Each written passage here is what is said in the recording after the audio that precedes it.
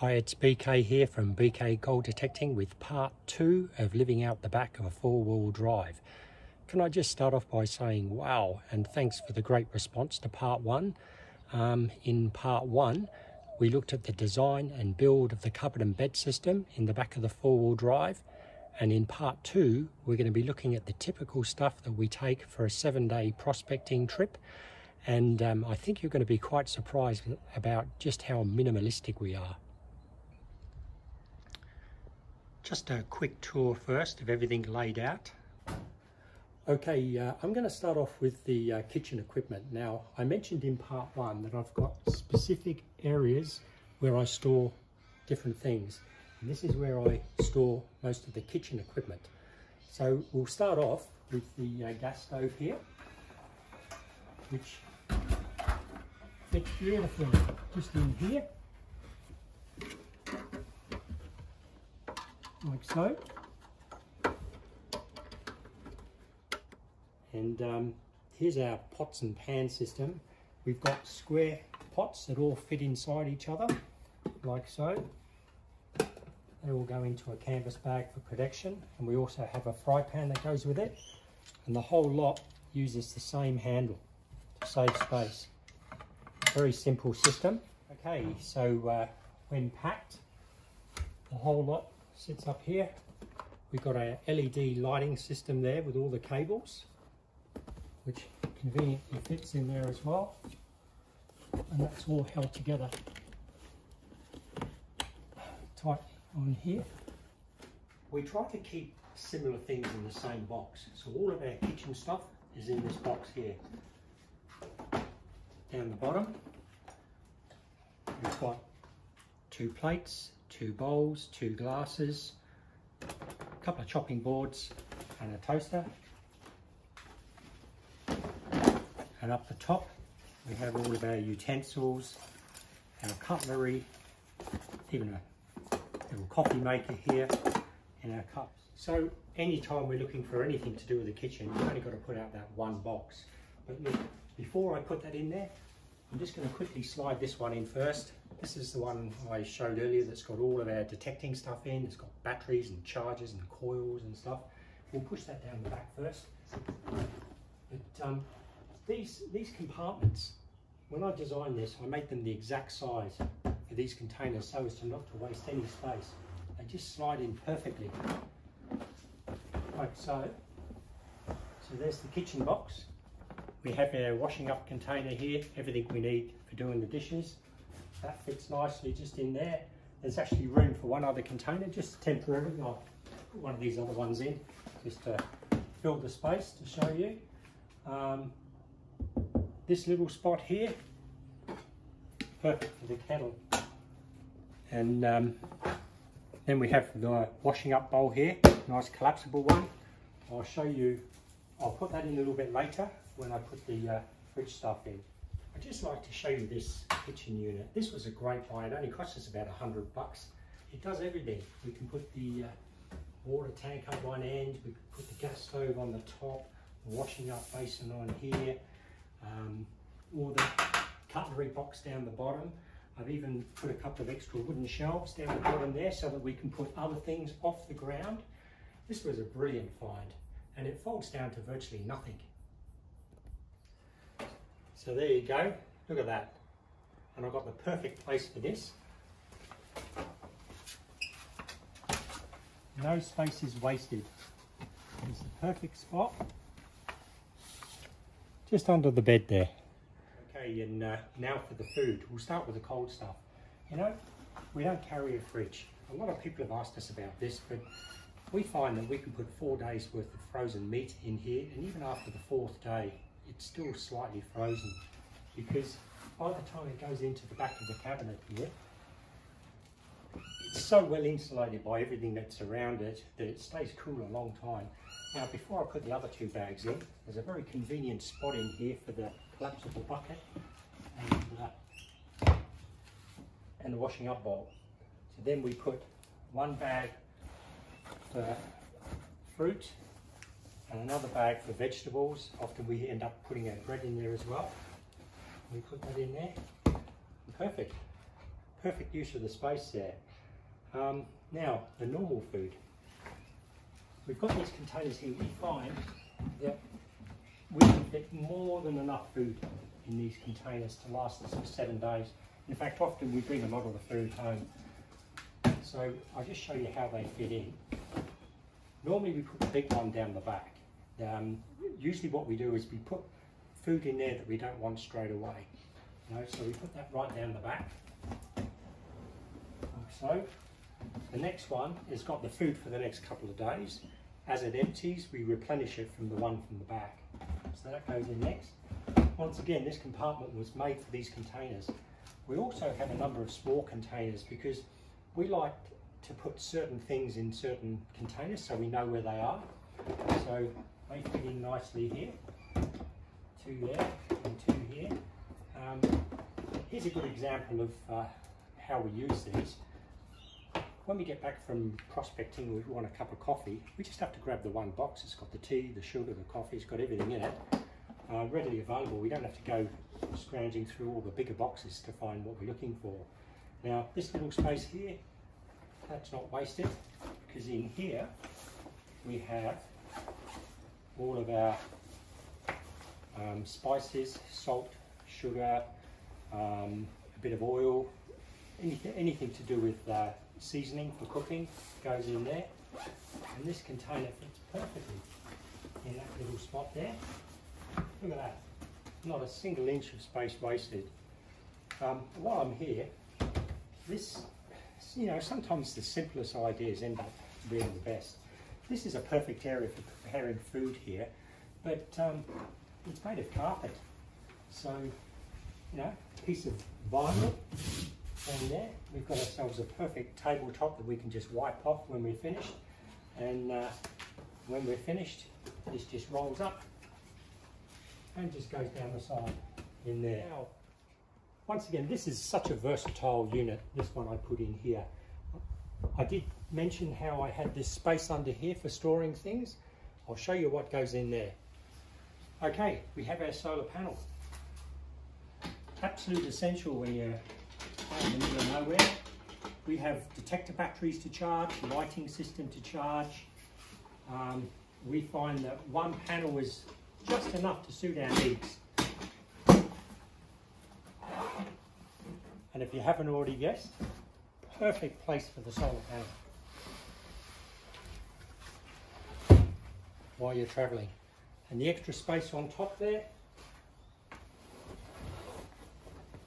perfect for coils for the detector. So there you go. Now one little storage unit there has got so many purposes. It's also got my lighting system on the front, which I explained in part 1. So when we're standing at the back of the car at night time, we can turn our lights on. We have charging points in here. We even have paper towel holder. When you're preparing your dinner, you've got a roll of paper towel on there. And this little compartment here, when you're in bed at night, if you need access to torches, there's headlamps there. Any other little bits and pieces, knickknacks or whatever that you want to be able to get quick access to at night time when you're in bed. Now, this is essential equipment. A second spare tyre. Now, I used to just have the one spare tyre which is underneath the back of the car. And I can tell you now, when you use that tyre and you're in the middle of nowhere and you know you don't have another one, it's not good. So I invested in a second tyre which goes up onto the roof rack, which I'll put a picture up on the screen to show you what it looks like. Also, puncture repair kit here. I've got a compressor, quite an extensive puncture repair kit and a tyre lever. So anyway, I'll pack this into the vehicle so you can see where it goes. Perfect place to put the compressor. Right out of the way, so I only need it if I get a puncher. So that goes in there with the puncture repair kit and the hose. It's also a very convenient place to store the first aid kit, readily accessible at the back here. And also a bag here which has got all of our washing stuff in it. In here you've got washing powder, washing lines, pegs, everything you need to do a bit of a wash out in the bush. That can just fit in here as well. Nice convenient space. There you go, that's out of the way. There's also a small space left in here just to put a little cooler bag in there with a couple of essentials. And on the other side, there's actually room for up to 4 of these small containers in here. You've got to have yourself a really good quality toolkit here, which I store just underneath the bed here on the floor, down here. Easy access if I need them. Okay, we do carry a shower tent while we're out there, which fits just conveniently behind the seat here.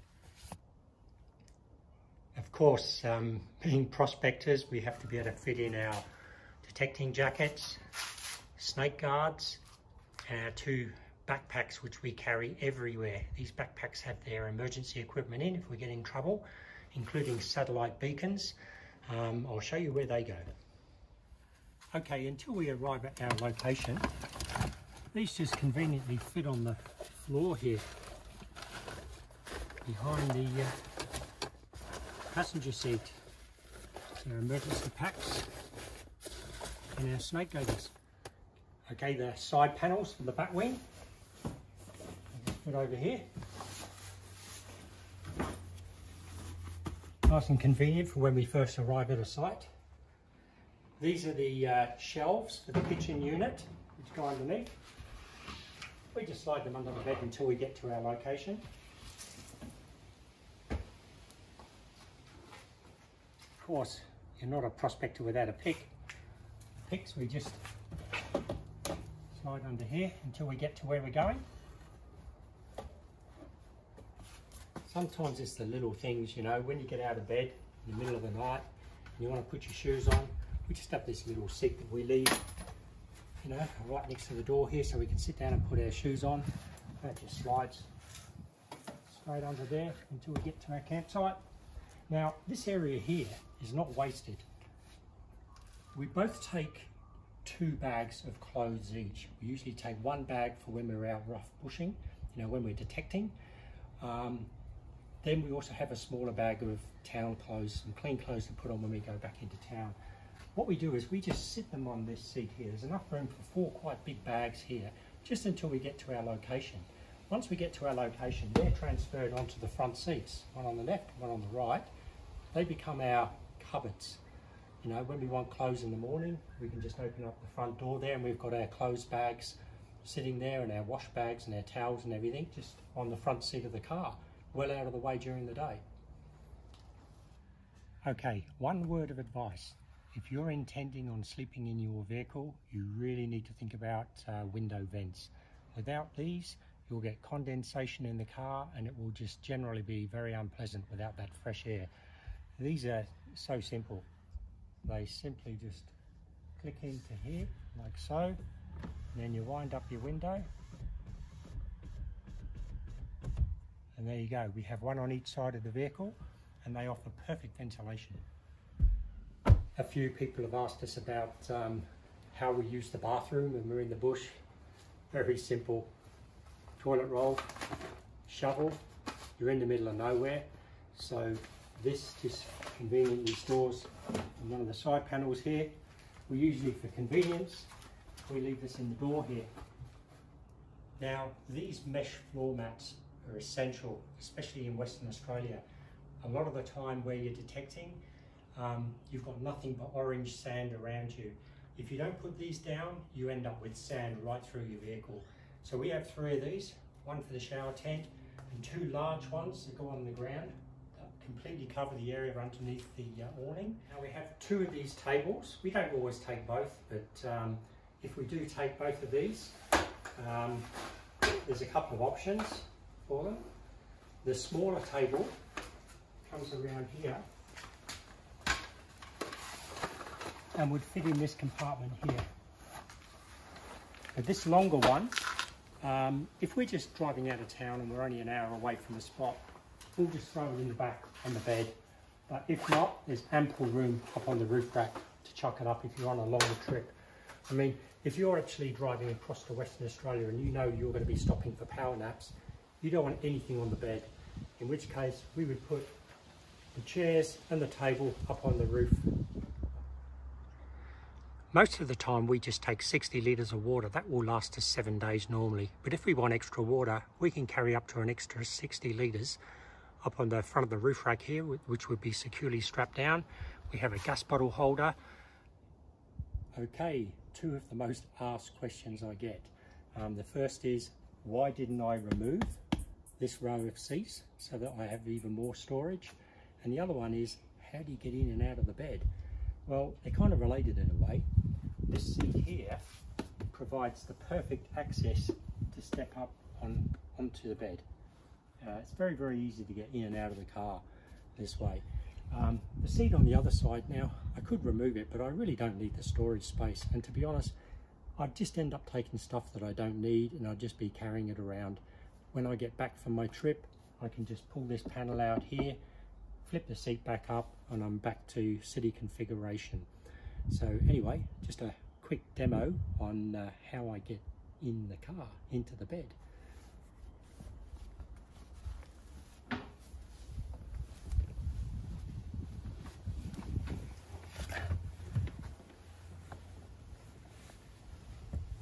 There you go, simple as that, very simple.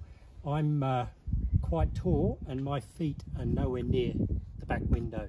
This is a full length bed, it's only a single bed. And the third question people ask is, do you both sleep in the car? Well, yeah, we do. Not all the time. Sometimes we carry a small tent, but you know, if we're on the move, it's so much easier just to jump out of bed in the morning and pack up and move. No wet tent to pack up. And look, it's cozy, but you know, it's okay. What do you think, honey? Yep, see, it's perfect. Hopefully you're enjoying these videos, and if you are, maybe consider subscribing to my channel. It doesn't cost anything. It just means that as we put new videos up, you get a bit of a reminder just in case you'd like to watch them. As you know, we are prospectors, so we also have quite a few videos on there of our various trips out in the bush, and also a really good series on the Armadale Highway when we decided to take a detour on the way home. So you know, consider subscribing and don't miss out on the fun.